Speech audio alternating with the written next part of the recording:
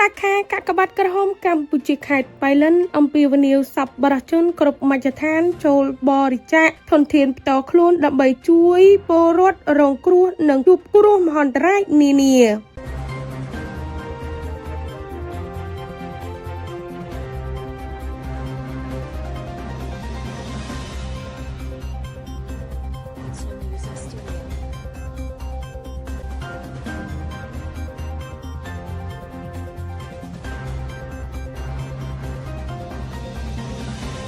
ដើម្បីអបអរសាទរខួបលើកទី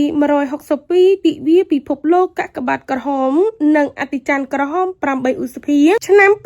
2025និងខួបលើកទី70នៃកាកបាទក្រហមកម្ពុជាក្រោមមូលបនរួមគ្នាស្ម័គ្រចិត្តដើម្បីសហគមន៍មានសុខភាពល្អនិងមានភាពធន់នឹងអាកាសធាតុសាខាកាកបាទក្រហមកម្ពុជាខេត្តបៃលិនអំពីវនីវសប្បុរសជនគ្រប់មជ្ឈដ្ឋានចូលបរិច្ចាគធនធានផ្ទាល់ខ្លួនដើម្បីចូលរួមជួយសង្គ្រោះប្រជាពលរដ្ឋដែលរងគ្រោះនៅក្នុងពេលជួបគ្រោះមហន្តរាយបង្កឡើងដោយមនុស្សនិងធម្មជាតិជំងឺឆ្លងមិនឆ្លងជំងឺរាតត្បាតផ្សេងៗនិងវិបត្តិនានាដែលបង្កឡើងដោយមានការប្រែប្រួលអាកាសធាតុជាមួយនឹងគ្នានោះដែរសាខាកាកបាទក្រហមកម្ពុជាខេត្តបៃលិនបានជម្រាបជូនលោកអ្នកអង្គការ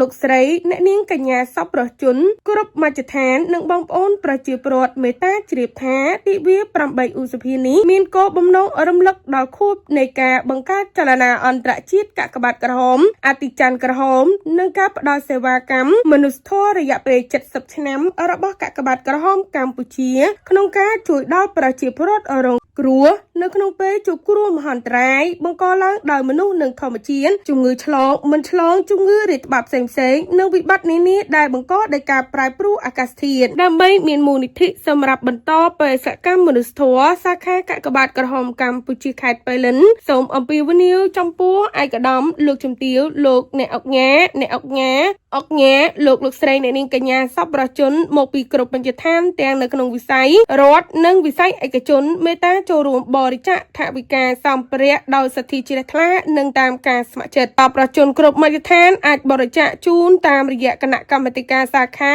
ដែលនៅប្រចាំការទទួលនិងបដិសណ្ឋារកិច្ចរៀបចំកម្មវិធីប្រគល់ទទួលថវិកាសម្ភារៈរៀងរាល់ម៉ោងធ្វើការចាប់តាំងពីថ្ងៃទី22ខែមេសាឆ្នាំ2025តទៅនៅទីស្នាក់ការសាខាកាកបាទក្រហមកម្ពុជាខេត្តបៃលិនក្រុមការងារចាំទទួលមូលនិធិសប្បុរសជននៅសាខាកាកបាទក្រហមខេត្តបៃលិនចាប់ពីថ្ងៃចុះហត្ថលេខានេះតទៅលេខទូរស័ព្ទទំនាក់ទំនងលោកសៅសារ៉ាត097 78 21 268លោកស្រីពៅសុក088 41 40 656លោកហុកសុផល097 35 68 568អត្ថបទដោយលោកសសរឿនអង្គភាពគេហទំព័រប្រមាញ់ជីដែន TV News